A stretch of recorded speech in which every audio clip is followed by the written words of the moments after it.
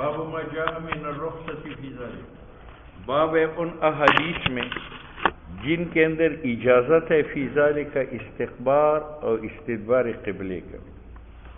میں نے آپ کو بتایا تھا کہ سید امام شافعی اور امام مالک کا مذہب یہ ہے کہ قبلے کا استقبال اور استدبار دونوں حرام ہیں مگر صحرا میں، اور دونوں جائز ہیں بنیان عمارات۔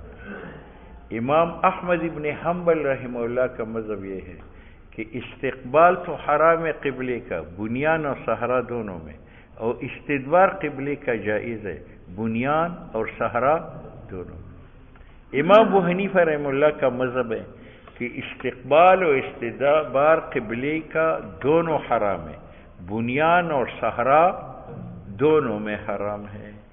امام ابو حنیفہ رحمہ اللہ کی دلائل جن میں اہم روایت ابو ایوب انصاری کی روایت تھی وہ تو گزر گئی، ٹھیک ہے۔ اب امام شافعی رحمہ اللہ کے نزدیک بنیان میں استقبال و استدبار جو ہے وہ جائز ہے، وہ روایت نقل کرتے ہیں۔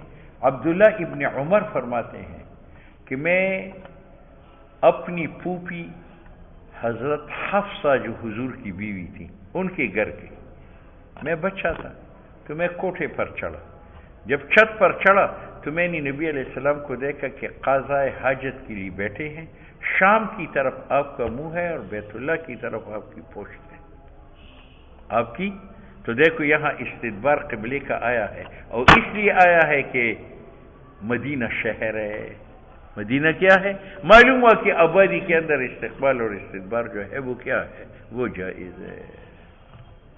یہ روایت حضرت جابر رضی اللہ تعالیٰ عنہ نقل کی، اور اس کے علاوہ دوسری روایت ابن لحیع رضی اللہ تعالیٰ عنہ نقل کرتے ہیں کہ عبداللہ ابن عمر فرماتے ہیں کہ اپنی پھوپھی حفصہ کے گھر میں گیا تھا تو بچہ تھا، میں کھیلنے کے لیے چھت کے اوپر چڑھا، جب میں چھت پر چڑھا تو آپ صلی اللہ علیہ وسلم قضاء حاجت کے لیے تشریف فرماتے اور شام کی طرف آپ کا منہ تھا اور بیت اللہ کی طرف آپ کی پشت۔ معلوم ہوا کہ استدبار قبلے کا جائز ہے اس وقت جب انسان شہر میں بنیان آبادی میں ہو۔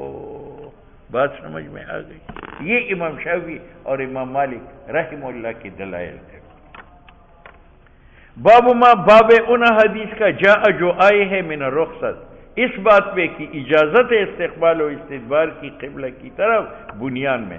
حدثنا محمد بن بشار ومحمد بن مسنى قال حدثنا وهب بن جرير قال حدثنا ابي عن محمد بن اسحاق عن ابان بن صالح عن مجاهد عن جابر ابن عبداللہ قال نہى النبی صلی اللہ علیہ وسلم، حضور علیہ الصلوۃ والسلام نے منع فرمایا ان نستقبل القبلہ کہ ہم قبلے کا استقبال کریں ببول، لیکن اس منی کے باوجود فرأیتہ میں نے رسول اللہ صلی اللہ علیہ وسلم کو دیکھا قبل ان یقبض بعام وفات سے 1 سال پہلے یستقبلها یس بات سمجھ میں آ گئی؟ اچھا جی۔ وفی الباب اور اسی باب میں کہ استقبال اور استدبار قبلے کا بنیان میں جائز ہے، ابو قتادہ سے بھی روایت ہے، عائشہ صدیقہ سے بھی روایت ہے، اور عمار سے بھی روایت ہے۔ بات آئی سمجھ؟ معارف السنن نے اس روایت کی بہت سی توجیحات کی۔ ایک توجیہ یہ ہے کہ یہاں حضرت جابر جو نقل کرتا ہے وہ حضور کا قول نقل کرتا ہے یا حضور کا فعل نقل کرتا ہے؟ فعل، رأیت النبی صلی اللہ علیہ وسلم یستقبل القبلہ، تو استقبال کرنا یہ حضور کا فعل تھا، ٹھیک ہے۔ اور ہم نے جو نقل فرمایا لا تستقبل القبلۃ ولا تستدبرها وہ قول ہے، اور قول اور فعل میں تعارض آ جائے تو قول کو ترجیح ہوتی ہے، قول کو، کیوں؟ پیغمبر کا قول ہر حال میں حجت ہے، اور پیغمبر کا فعل ہر حال میں حجت نہیں ہے، کبھی کبھی فعل پیغمبر کی خصوصیت بھی ہوتی ہے، جس طرح 9 نکاح یہ حضور کا فعل ہے، لیکن ہمارے لیے حجت ہے، یہ حضور صلی اللہ علیہ وسلم کی خصوصیت ہے۔ یا تہجد کا فرض ہونا، یہ ہمارے لیے حجت ہے کہ ہم پر تہجد فرض ہے، کیونکہ یہ فعل ہے، یہ آپ صلی اللہ علیہ وسلم کی خصوصیت ہے۔ یا اونٹ پر بیٹھ کر بیت اللہ کا طواف کرنا، یہ ہمارے لیے حجت ہے کہ ہم گھوڑے پر سوار ہو کر طواف کریں؟ وہ تو مسجد ہے، مسجد میں جانور کا لے جانا بنا ہے۔ ہم کہتے ہیں یہ فعل ہے، یہ رسول اللہ صلی اللہ علیہ وسلم کی کیا ہے؟ خصوصیت ہے۔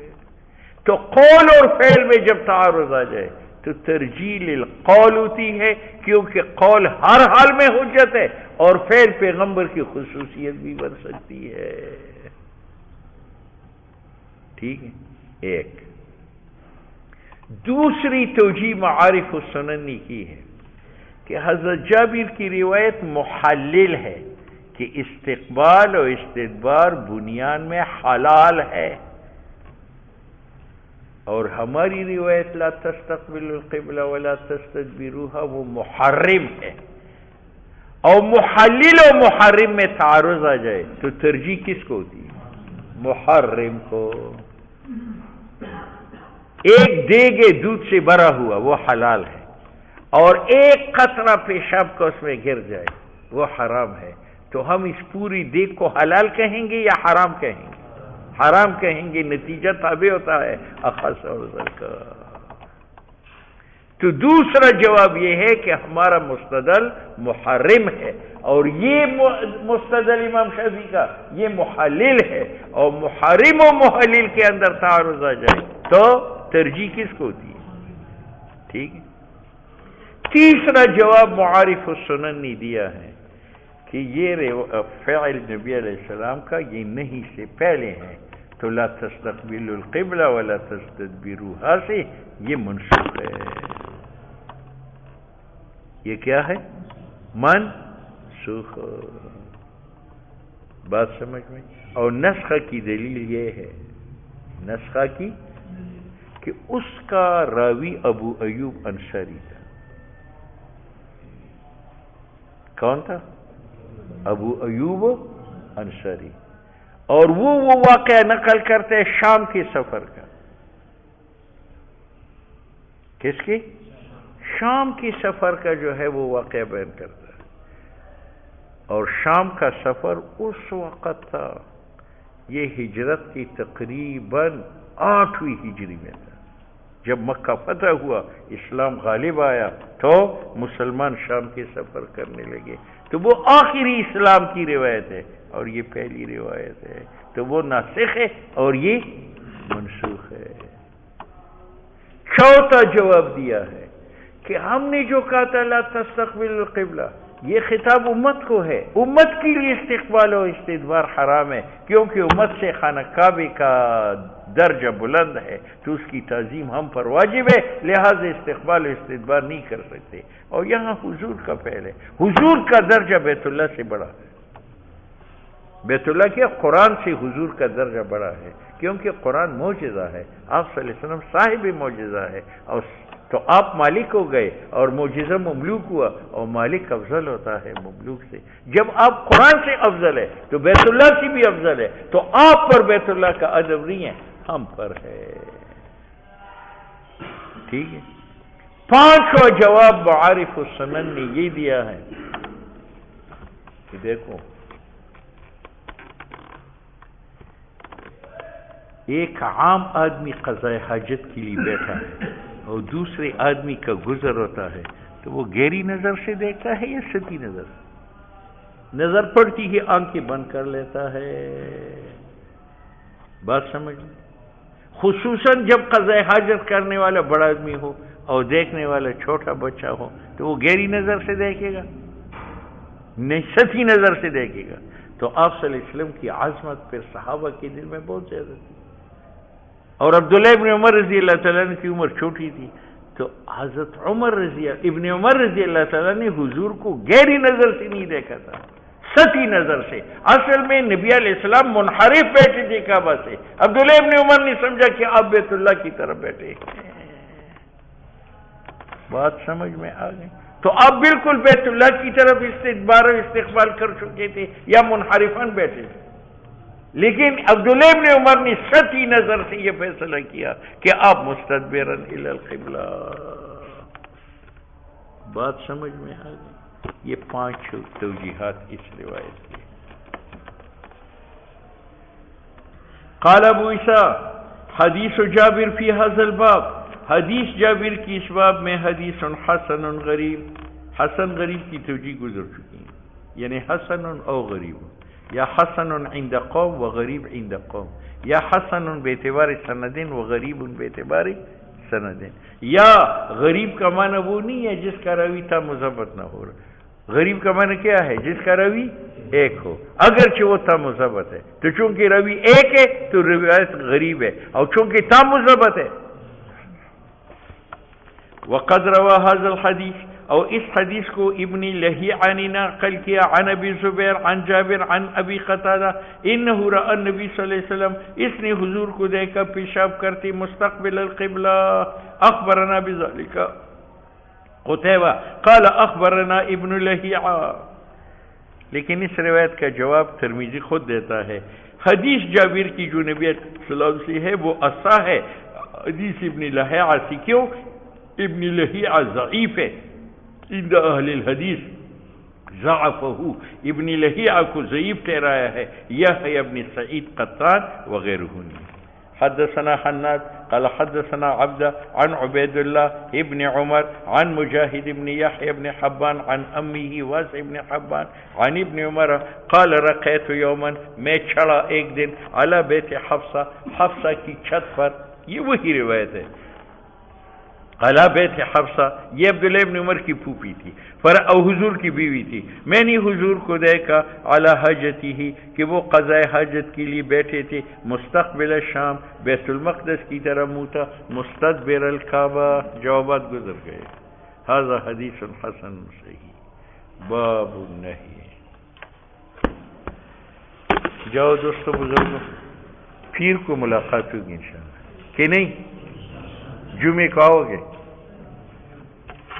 پیر کو انشاءاللہ. پیر ایسا کرو کہ اتوار کے روز جو ہے نا جب اجتماع ختم ہو تو وہاں 1 گھنٹہ ٹھہر جاؤ تاکہ رش نکل جائے. یہ لاہور کے قریب آ کر جو ہے نا 2 گھنٹے قیام کرنا پڑے تو آرام سے پھر نکل. چلو اللہ خیر کرے. اچھا، اور کھانے کے لیے ایسے کرو یا عربوں کے مجمع میں جایا کرو، ٹھیک ہے، یا علماء کے مجمع میں جایا کرو، ٹھیک ہے. ہاں وہاں جو ہے خوب مرغے اور یہ روسٹ گوشت ہے، اور یہ ہماری جو غریب ہے ان کو دال شال کھلاتے ہیں. کیسے ہمارا ایک سوشلسٹ طالب علم تھا، اس کو تبلیغیوں نے کہا پرائیویٹ چلے جائے، تو وہ سوشلسٹ تھا، اس نے کہا تمہارا داخلی پالیسی بھی غلط ہے اور خارجہ پالیسی بھی غلط ہے. اس نے کہا داخلہ پالیسی کیسے غلط ہے حضرت صاحب؟ اس نے کہا کہ آپ پٹھانوں کو دال کھلاتے اور اندر بزرگوں کو مرغے کھلاتے ہیں، یہ داخلہ پالیسی. اور خارجہ پالیسی اس لیے غلط ہے جہاں لیٹرین ہے وہاں پٹھان کو کھڑا کیا کہ چوکیداری کرے. ایسے تمہیں کوئی اور نہیں ملتا.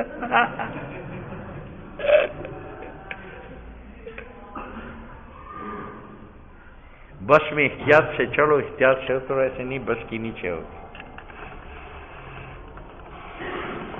چلو خدا حافظ.